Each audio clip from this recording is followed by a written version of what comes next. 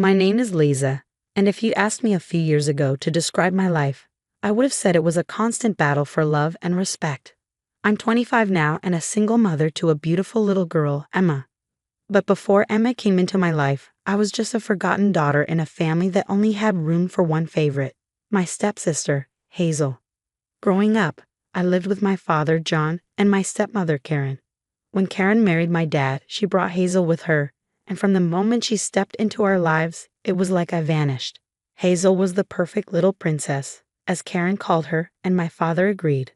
I was the one who did the chores, the errands, the cleaning, anything they didn't want Hazel to do. "You're older, Lisa.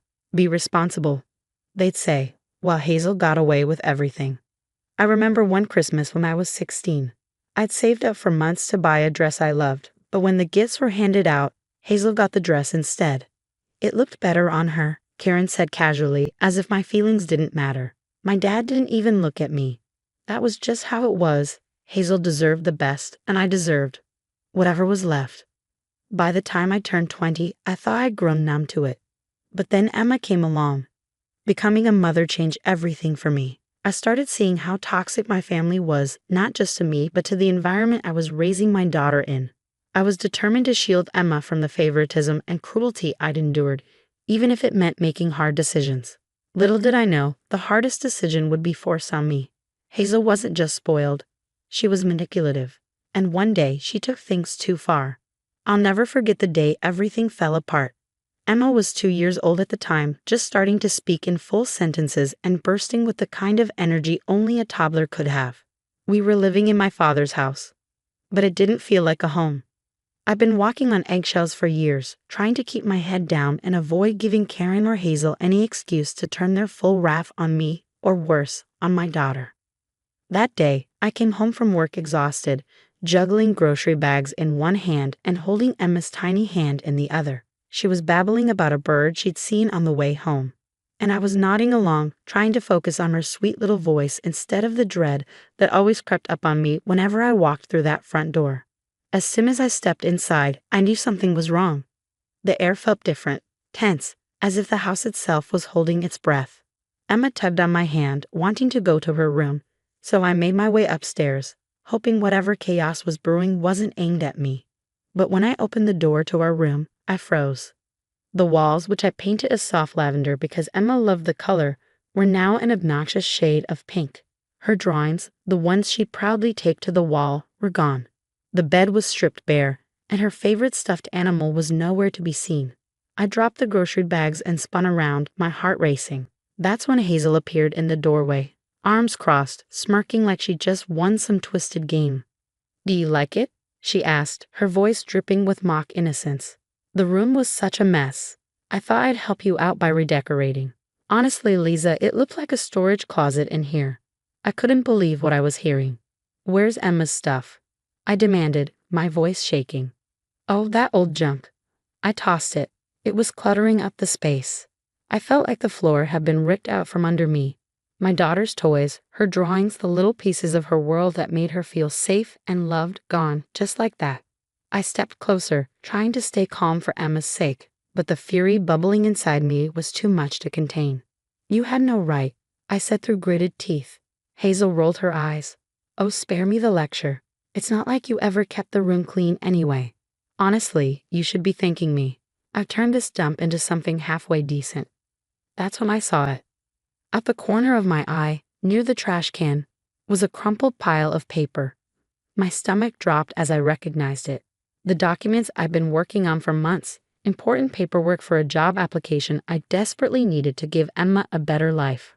I rushed over, snatched the papers up, and saw they were ruined, stained, torn, completely unsalvageable. "You threw these out?" I asked, my voice rising. "Relax," Hazel said, laughing. "You always act like everything's such a big deal.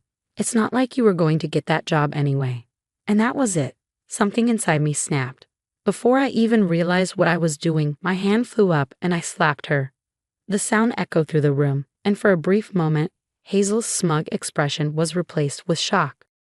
But that moment didn't last. She let out a dramatic scream, clutching her cheek as if I'd just struck her with a hammer. Within seconds, Karen and my father came storming in. What is going on here? Karen demanded, her eyes darting between Hazel and me. Hazel, ever the actress, burst into tears. She hit me, Mom.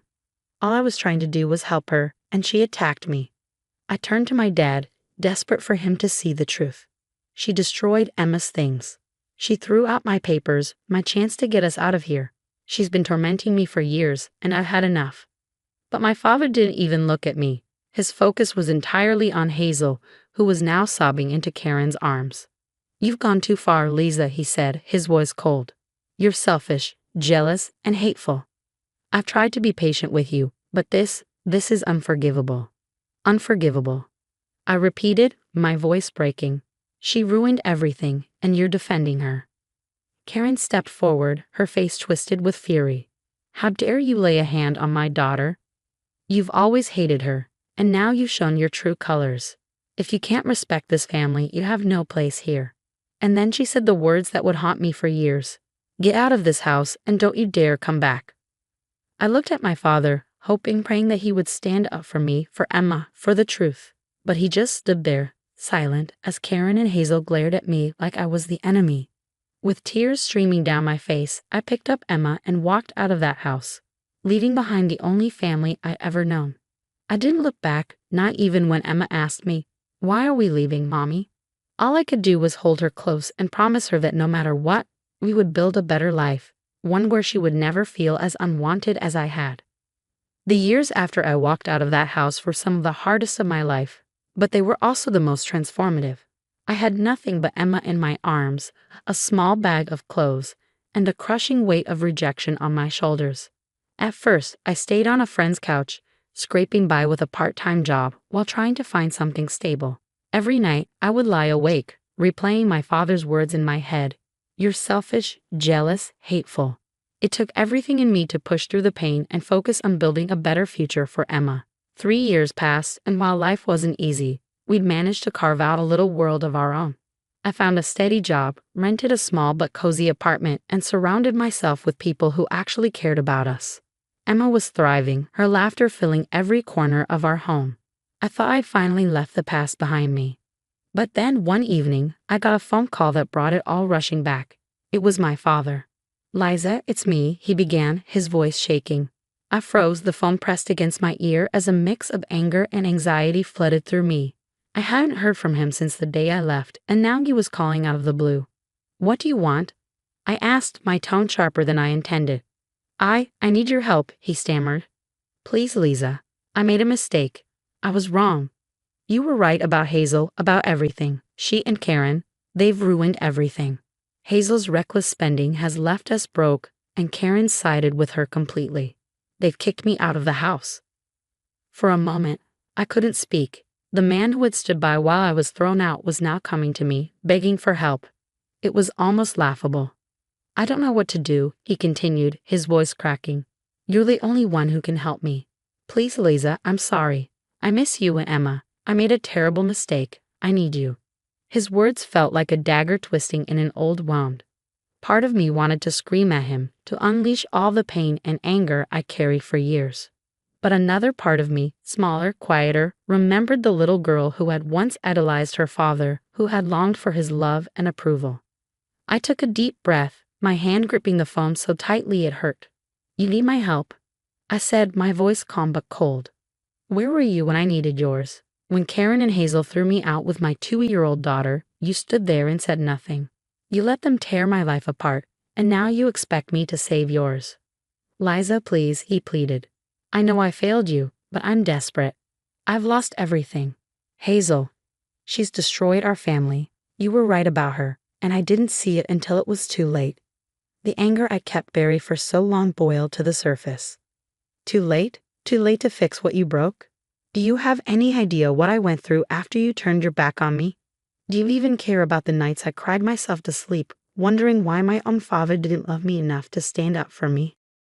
There was silence on the other end of the line, and for a moment, I thought he might have hung up. But then he spoke again, his voice barely above a whisper. "You're right.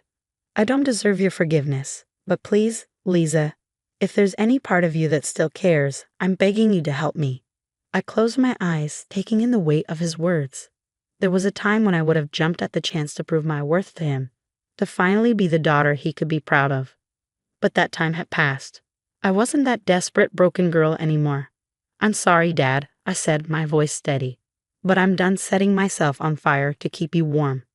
You made your choice when you sided with them. Now you can live with it. Don't call me again." Before he could respond, I hung up the phone, my hands trembling. Emma walked into the room, her big brown eyes full of curiosity. "Who was that, Mommy?" she asked. "Just someone from the past," I said, pulling her into my arms. "But it doesn't matter now. All that matters is us." And for the first time in years, I truly believed it. As I sat on the couch that night, with Emma curled up beside me watching her favorite cartoon, I felt an overwhelming sense of peace. For so long, I had been tied down by the weight of my family's rejection, by the lingering hope that one day they'd see me, love me, and treat me the way I deserved. But that phone call from my father had closed the final chapter of that painful story. I looked at Emma, her tiny face lit up by the glow of the TV, and realized just how far we had come. 3 years ago, I had walked out of that house with nothing but hurt in my arms and a heart full of hurt. Now I had a stable job, a home that was ours, and friends who felt more like family than my blood ever had. Most importantly, I had Emma, who reminded me every single day what unconditional love truly meant. The decision to turn my father away wasn't an easy one, but it was necessary. For too long, I had let their treatment of me define my worth. That night, I chose to value myself instead.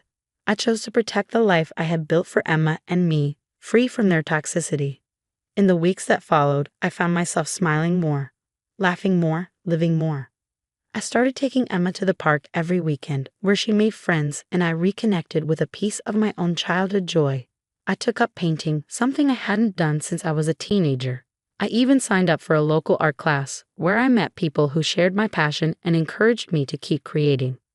One evening, as Emma proudly showed me the macaroni necklace she'd made at preschool, I realized just how full my life had become.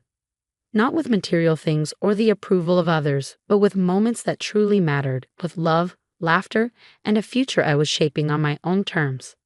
I thought about my father, Karen, and Hazel occasionally, but the memories didn't sting the way they used to. I didn't feel bitterness or regret, just a quiet sense of closure. They had made their choices, and I had made mine. For the first time in my life, I felt free. Free from their judgment, free from their control, and free to be the person I was always meant to be. I wasn't just surviving anymore, I was thriving. That night, as I tucked Emma into bed, she looked up at me with those big, innocent eyes and said, "I love you, Mommy. You're the best." Tears welled up in my eyes as I kissed her forehead. "I love you too, sweetheart, more than anything in the world."